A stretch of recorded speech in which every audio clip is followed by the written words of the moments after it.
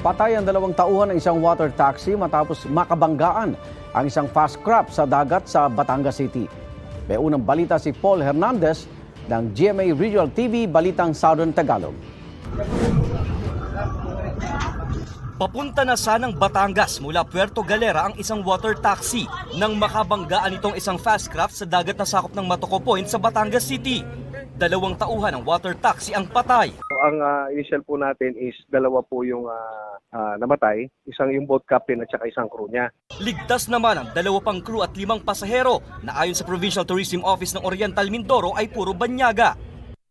Balik hotel na sila matapos magamot. Ligtas naman lahat ng mahigit 100 pasahero at 19 na crew ng sangkot na fast craft na papunta ng Calapan City sa Oriental Mindoro galing Batangas.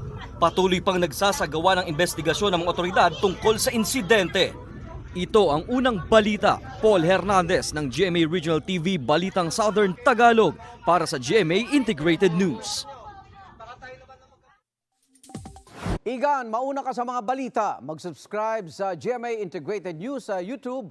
Sa mga kapuso abroad, subaybayan nyo kami sa GMA Pinoy TV at sa www.gmanews.tv.